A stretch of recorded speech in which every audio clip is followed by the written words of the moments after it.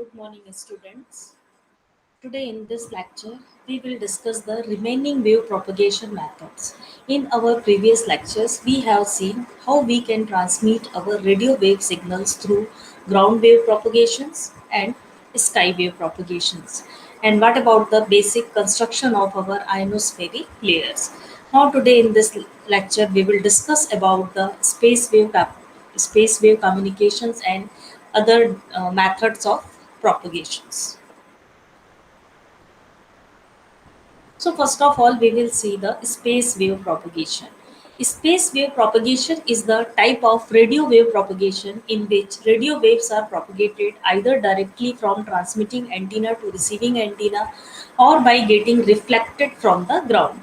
Basically, in space wave propagation, direct transmission of light is signal is achieved by the line of sight communication.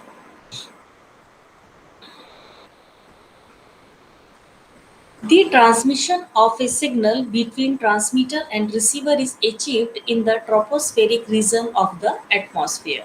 Thus, space wave propagation is sometimes referred as tropospheric wave propagation.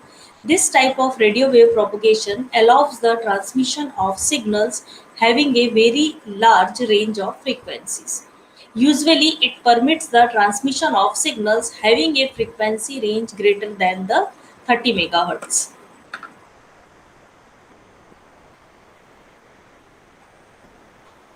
The space wave has three components. First one is the direct wave along path. Radio waves reach receiving antenna directly. Second, ground reflected wave. The radio waves reach the receiving antenna after reflection from the ground. And third one is the tropospheric wave. The radio wave reaches the receiving antenna after reflection from the troposphere. First of all, we will see about the need for space wave propagation. So, space wave propagation has been adopted to overcome the disadvantage associated with the ground wave propagations and the sky wave propagation. So, ground wave propagation leads to cause attenuation of signals due to neutralization, and frequency of the signal to be transmitted is kept low. Also, not to have much signal attenuation, the propagation distance is kept small. So, the sky wave propagation permits the transmission of signals with comparatively greater frequency than ground wave propagation with less attenuation.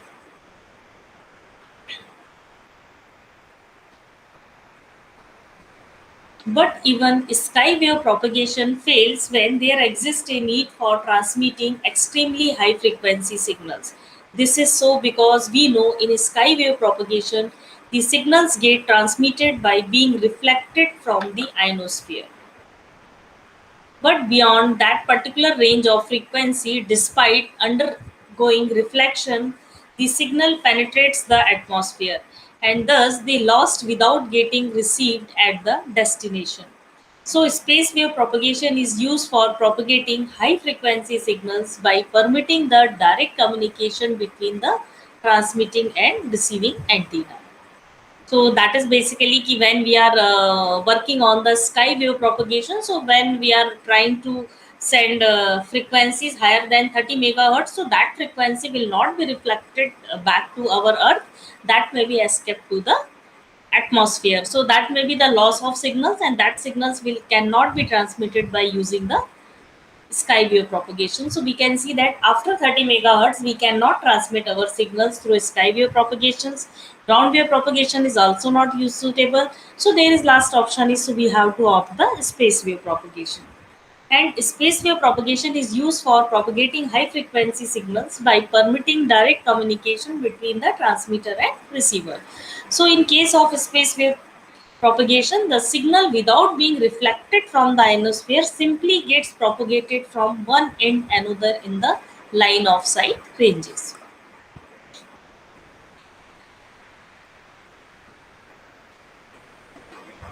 So as we know that line of sight LOS communication is achieved between the 2 points that are free from obstructions. So it is a major point.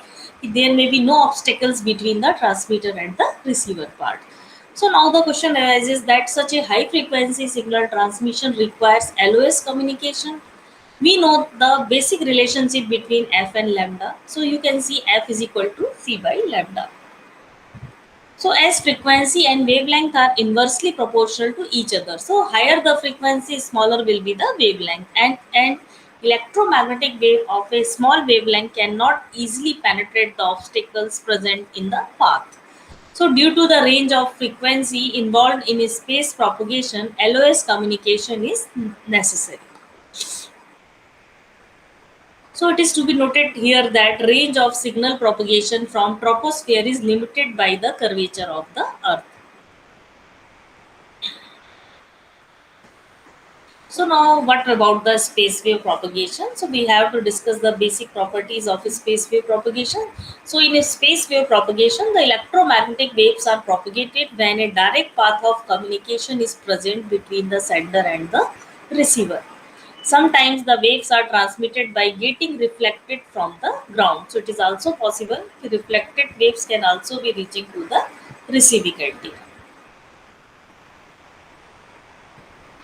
The radio waves with extremely high frequencies are known as space waves. The troposphere allows the propagation of such waves. Generally, the troposphere is extended up to the 10 to 20 km above the surface of the Earth. Thus, space wave propagation occurs at about 20-kilometer region in the atmospheric zone, sometimes called the line of sight communications, and this is because such high frequency wave requires a direct path for the propagation. So there is a direct path between the transmitter and the receiver sections. It is a very important point in our space wave communication. So you can see here by how there is a transmitting antenna, there is a receiving antenna. This is the surface of the earth. So either transmitting and receiving antenna should be line of sight, and these are the direct wave transmitted. Sometimes some waves are after reflection from the surface of earth also reaches to the receiving antenna. So there is basically in a space wave propagation there are two types of path: direct path or reflected path.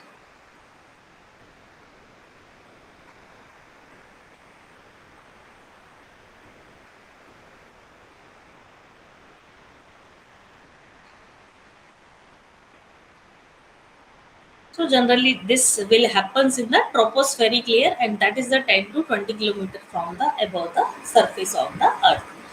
As we can see in figure above that transmitting and receiving antenna are placed in a range where two are present at a visible distance with respect to each other.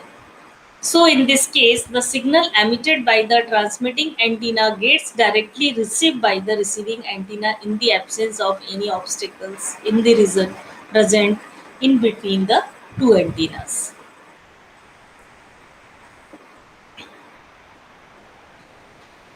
This is so because for extremely small wavelengths, the signal will suffer attenuation in the presence of an obstruction in the path of propagation.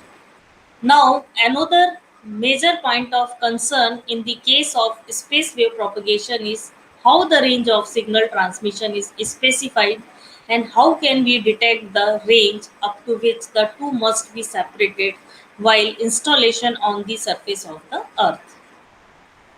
So range of signal transmission is related to the height of antenna concerned.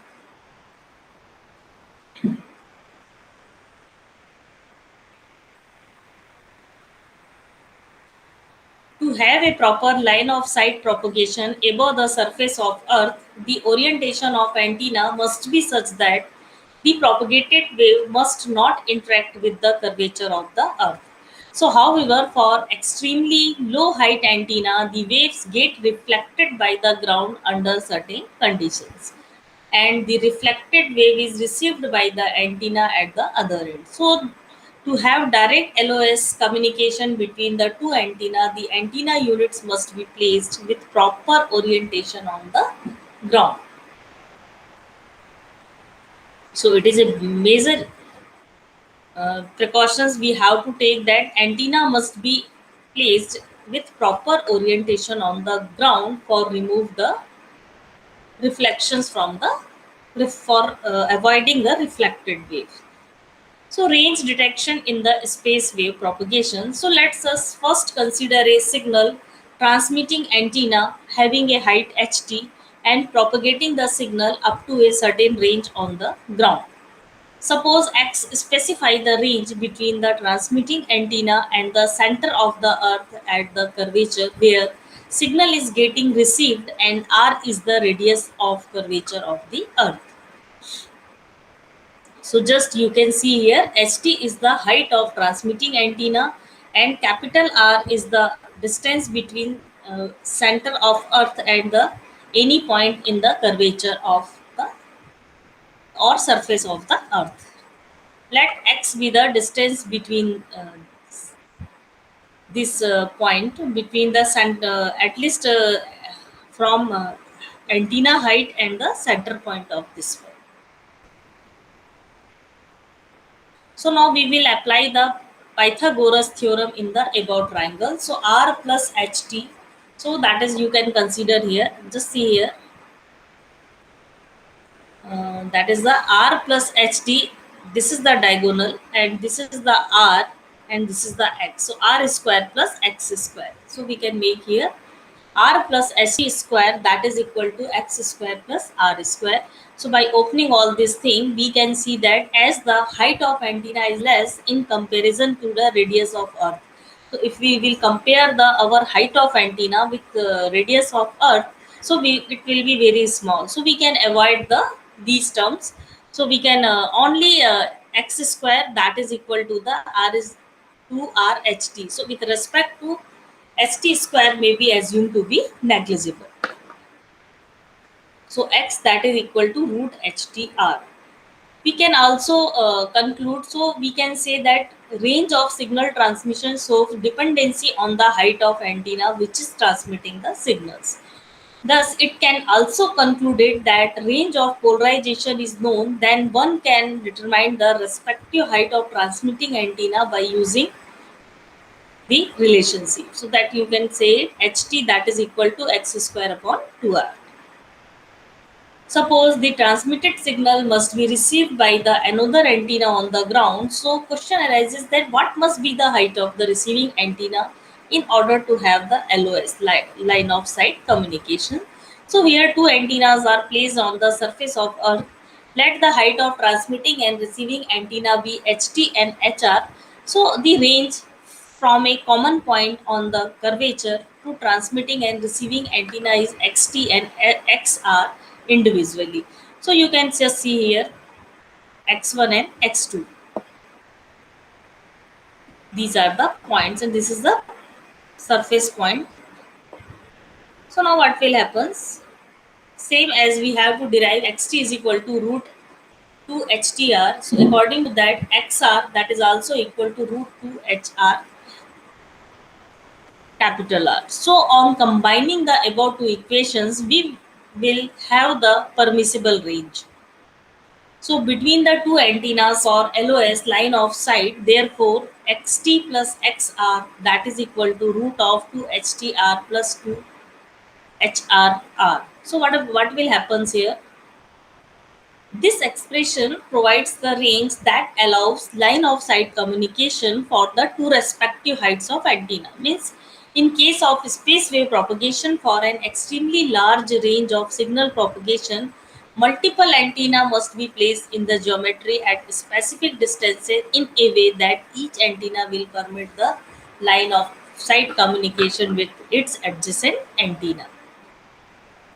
So that is basically we know that general formula for the area, it is gives as pi r square. Since here the range is 2 hr, hence the region in terms of area which is covered by transmitting antenna is given as capital A, that is equal to pi dot 2 htr. So neglecting the pi, so that is area, that is equal to 2 htr. So as we can see that area and height of antenna, area and height of antenna is directly proportional to each other. Thus, higher the height of antenna, greater will be the area covered by it.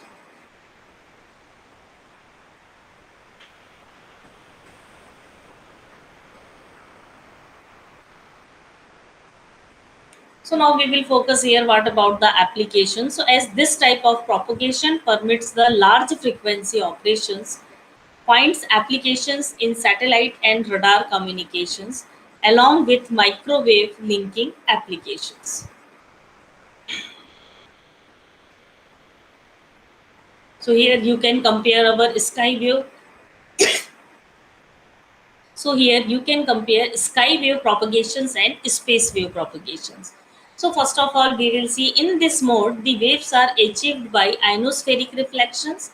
In this mode, waves travel in the straight line from transmitting antenna to the. So we have to also see if we are comparing the frequency ranges. So that is a frequency ranges from few megahertz to the 30 to 40 megahertz, and the same frequency are used for line of sight communication.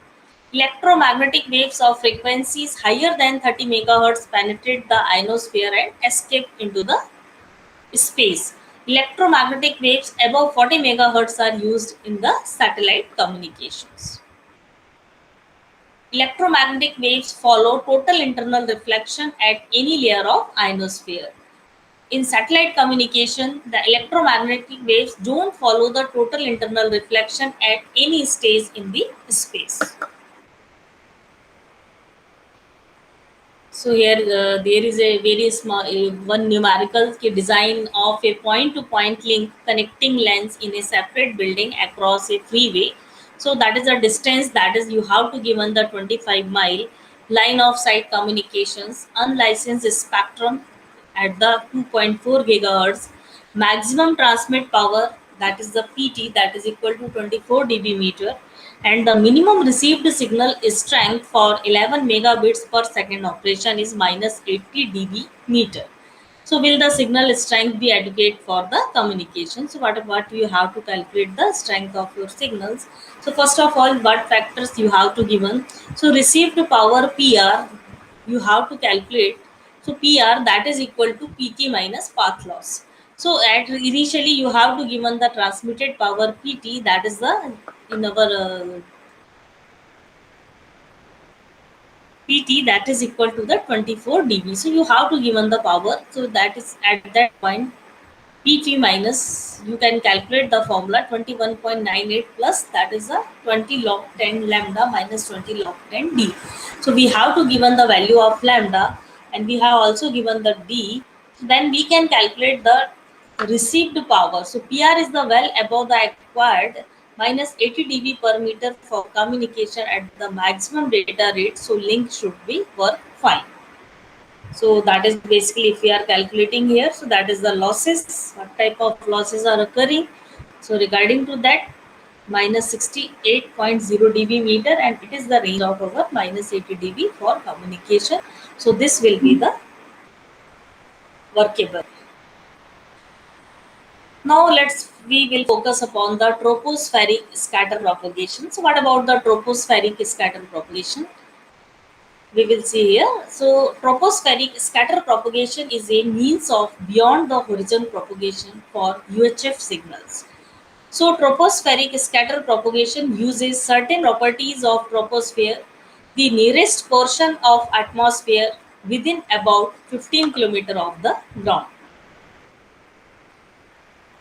Troposcatter basics. The troposcatter uses the troposphere as the region that affects the radio signals being transmitted, returning them to the earth so that they can be received by the distant receiver. Troposcatter relies on the fact that there are area of slightly different dielectric constant in the atmosphere at an altitude of between 2 and 5 km, and even dust in the atmosphere at these heights adds to the reflection of the signal. So a transmitter launches a high power signal, most of which passes through the atmosphere into outer space. So we have to think that how we in which range we can find the troposcatter. So that is basically 2 and 5 km height.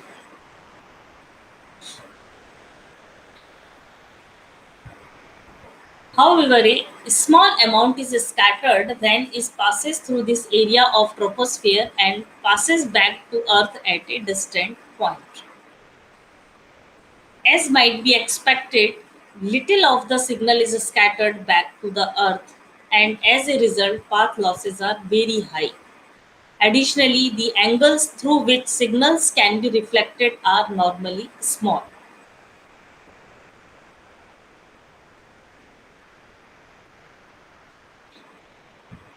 The area within which scattering takes place is called as a scatter volume, and its size is dependent upon the gain of antenna used at either end.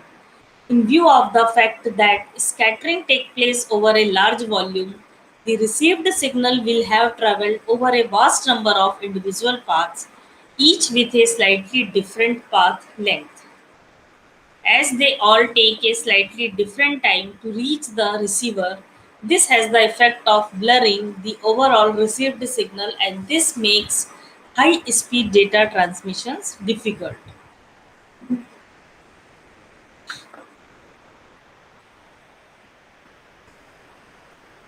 Properties of tropospheric scatter propagations. Two directional antennas are pointed so that their beams intersect midway between them above the horizon. So if one of these is a UHF transmitting antenna and other a UHF receiving one, so sufficient radio energy will be directed towards the receiving antenna to make this a useful communication system. So the reason for scattering are not fully understood, but there are two theories. One suggests reflections from the blobs in the atmosphere similar to the scattering of a searchlight beam by dust particles, and the other postulates reflection from atmospheric layers. Either way, this is a permanent state of affairs, not a sporadic phenomena.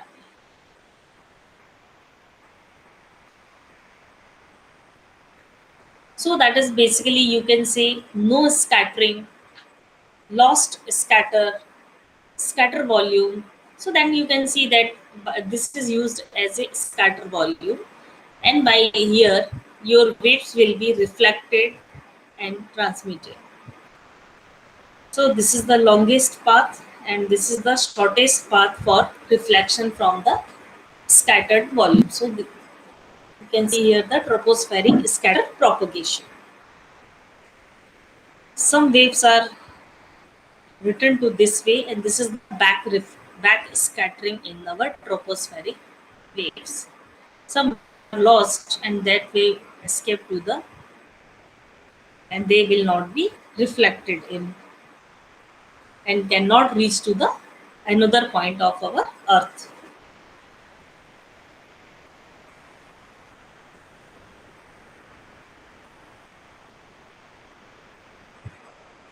The best frequencies, which are almost the most often used, are centered on 900 to 2000 and 5000 megahertz. Even here, the actual proportion of forward scatter to signals incident on the scatter volume is very thin, and between 60 and 90 dB, or 1 millionth to 1 billionth of the incident power. So high transmitting powers are obviously needed. So this is also a point of our tropospheric scatter propagations. So what about the practical consideration of this type of scattering? So although forward scattering is subject to fading, with little signal scattered forward, it nevertheless forms a very reliable method of over the horizon communication. So it is not affected by the abnormal phenomena that afflict HF sky wave propagation. So according this method of propagation is often used to provide the long distance telephone and other communication links as an alternative to microwave links or coaxial cables over rough or inaccessible terrain. The path links are typically 300 to 500 kilometer long. The tropospheric scatter propagation is subject to two forms of the fadings. The first is fast, occurring several times per minute at its worst, with maximum signal strength variation in excess of 20 dB. It is often called relay fading and is caused by multi-path propagation. As figure shows, scattering is from a volume, not a point, so that several paths for propagation exist within the scatter volume. The second form of fading is very much slower and is caused by variations in atmospheric conditions along the path.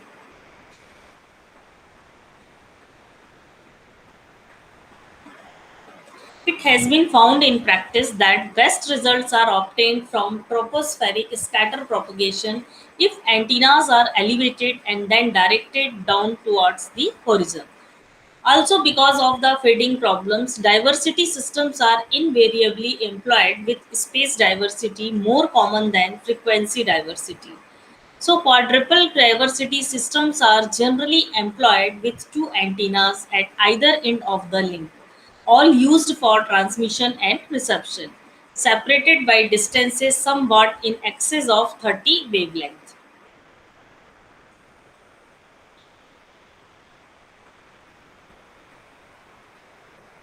One useful form of radio communication technology for applications where path lengths of around 800 kilometers are needed is known as tropospheric scatter or troposcatter.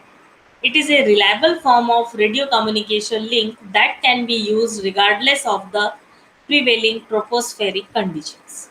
So, although reliable when using troposcatter, the signal strengths are normally very low. Accordingly, according to that, troposcatter radio communications links require high powers, high antenna gain, and sensitive receivers.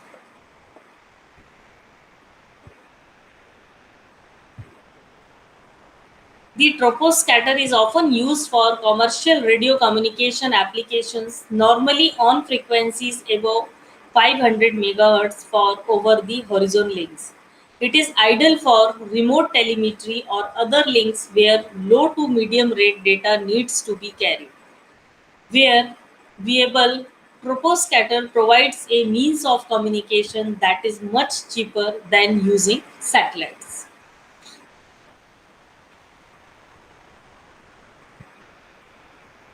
Troposcatter is often used for commercial radio communication applications, normally on frequencies above 500 MHz for over the horizon links. It is ideal for remote telemetry or other links where low to medium rate data needs to be carried. Where viable, troposcatter provides a means of communication that is much cheaper than using the satellites.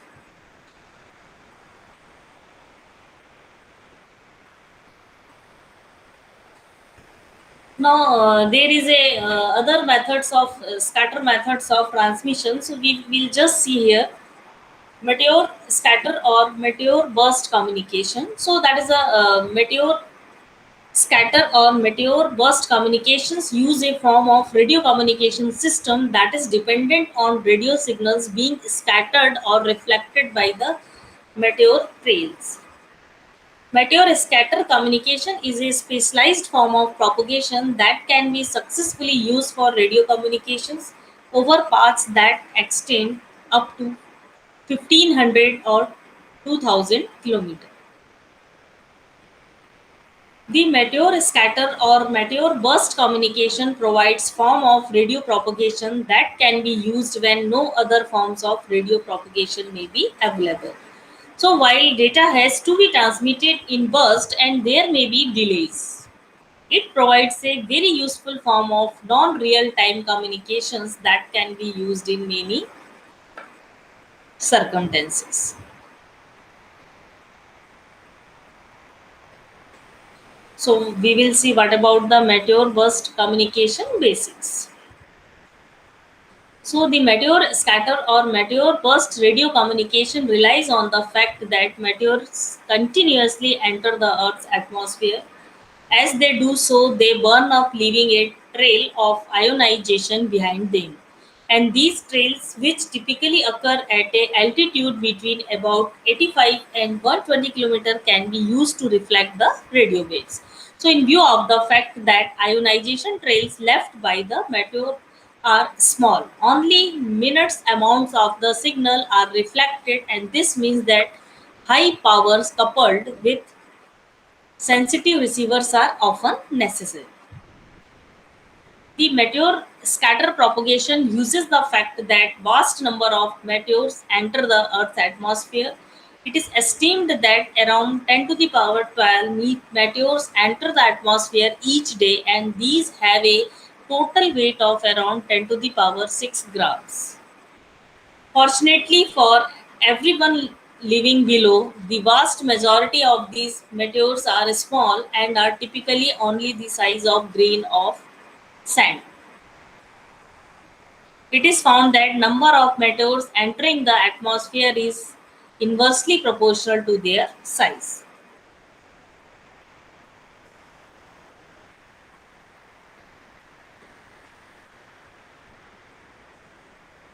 For a tenfold reduction in size, there is a tenfold increase in number entering the atmosphere over a given period of time. So, from this, it can be seen that very few large ones enter the atmosphere.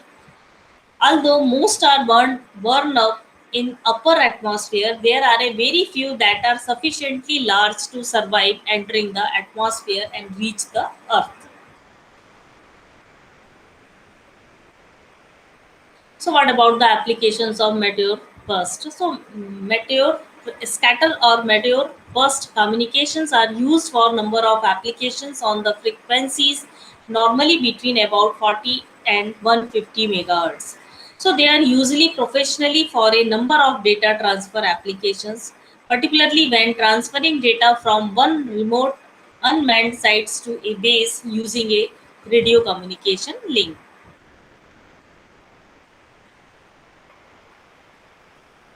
Nowadays, using computer controlled systems, this form of radio communications can offer an effective alternative to other means, and especially where satellites may need to be used because of the cost.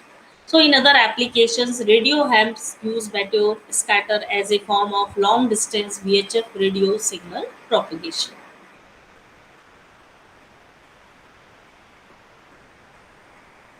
So we can this there are the other methods of communications in which the sporadic this form of propagation is often heard on the VHF FM band and typically in summer, and it can cause the disruption to the services as distant stations are heard. There is a meteor scatter communication, so that is also a form of, so that we have to discuss this form of communication presently. So we will move to the little bit further. There is also a trans-equatorial propagation (TEP). So that is a trans-equatorial propagation occurs under some distinct conditions and enables signals to propagate under circumstances when normal ionospheric propagation paths would not be anticipated. There is another problem near vertical incident sky wave. So this form of propagation launches skywave at a high angle and they are returned to Earth relatively close by. So it provides local coverage in hilly terrain.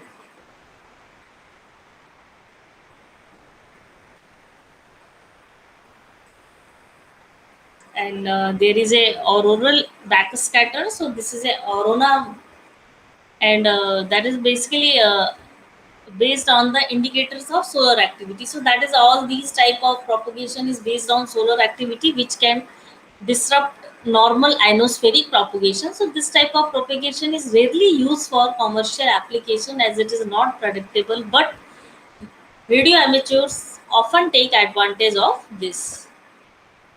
So that is we can very small just for discuss about that.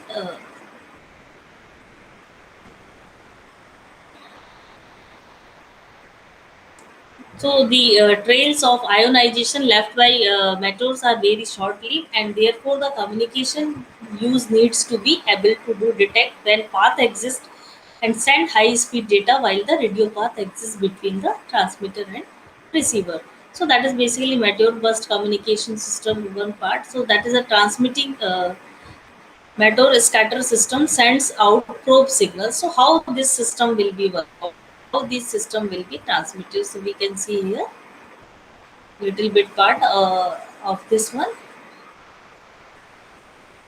So that is, it is able to detect when path exists and send high speed data while the radio path exists between the transmitter and the receiver part. So a typical meteor scatter communication system or meteor burst communication system will operate in the number of stages. So transmitter or master station will send out a probe signal, and this is typically coded to ensure that communications are secure and not corrupted. So you can see the meteor scatter system sends out probe signals. So that is, the probe signals are sent by the transmitting stations. A meteor trail will appear at some point that enables the transmitted probe signal to be reflected back so that it is received by the remote station. So when this occurs, the remote station will decode the signal, and it will in turn transmit back a coded signal to the master. So this signal is in turn checked by the master.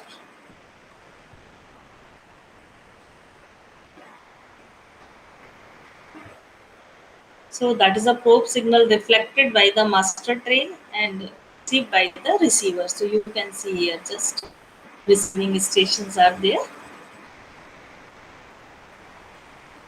This is the transmitting stations.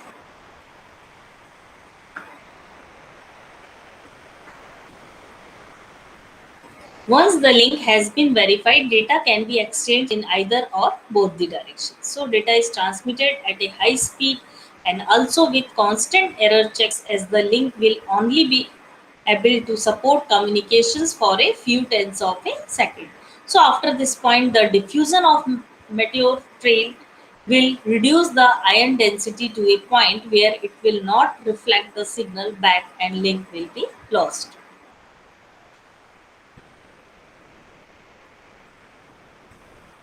So that is again, receiver receives the probe signal from transmitter. So when the link is lost, master station starts to transmit its coded probe signal, searching for the next meteor trail that will be able to support the communication.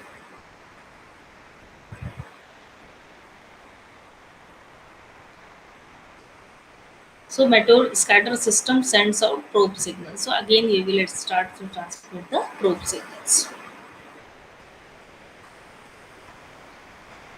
So here now you can see this one. So although the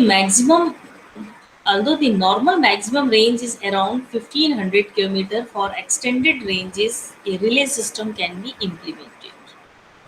Here, a station approximately halfway between the two endpoints can operate in a store and forward mode, storing the received data and forwarding it on as the trails become available. So the time taken for data to be sent across the overall link will obviously increase, but for most systems that would consider meteor burst communication, this should not be a problem.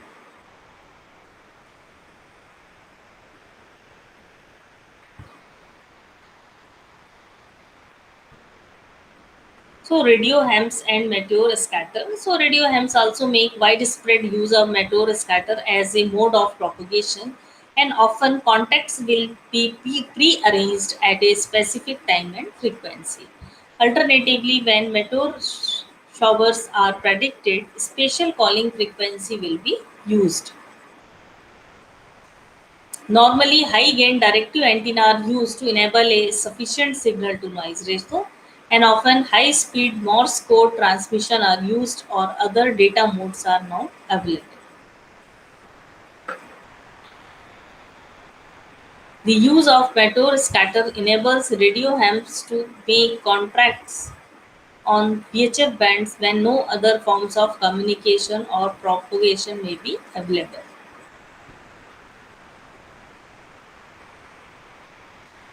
Although it may be appear that meteors would not all be the same, as they all come from space, so they can be categorized in different way. So although not always true, the types of meteor trail, that the different types tends to make it different, and this means that the radio propagation characteristics are different. So it is possible to split the meteors entering the atmosphere into two categories. One category is those that are associated with the meteor showers at particular times of the year, and the other is meteors that enter the atmosphere all the time, that are known as sporadic meteors. So that is the just, it is based on the system. It is not a much reliable communication techniques. We cannot basically faith on this type of method of communication. So that is basically it will be used for our broadcasting system also for communication purpose. So at last we will see that now what will happens here. We will little bit discuss some objective questions, and after then we will switch to the.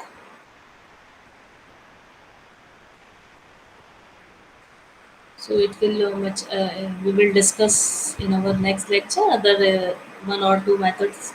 So we have to first of focus on the space wave propagation reflects the wave with frequencies. So how many in which range our signals are working. So space wave propagates at which frequency. So what about the basically in which of the following mode of propagation the ionospheric acts as the reflecting surface for the waves. So this is the question in which you have to know the basic methods of propagation which we are always opting is the ground wave propagation, sky wave propagation, and space wave propagations. So apart from that, we will also opt the proposed scatter propagation also, but it is not the very reliable mode of propagation in our system. Next objective is in which of the following mode of propagation the waves are guided along the surface of the earth. So that is the ground wave, sky wave, LOS, and the space wave propagation. Now there is another. Which of the following is the lowest layer of ionosphere? So you have to know the basic construction of our atmospheric construction. That what about the how many layers our total ionization or atmosphere is divided, and how what is the again ionization is divided into the different layers. So that is a basic construction part of our atmospheric construction. Okay, how our atmosphere is designed and how we are using properties of these troposphere, stratosphere, ionosphere. So we have to use the property of these layers for our communication purpose. So in which of the following layer of atmosphere the free electrons and ions are present? So you have to know which type of layer is basically based on the ionization. So that is basically you have to read out all things, and which of the following is the top region during night hours. So there is also you have to know day and night time, and there is differentiate between in these two parts. If which layers is existing in daytime and which layer is not existing in the night hours. So that is you have to focus on that, and according to that you have to decide on this type of layers.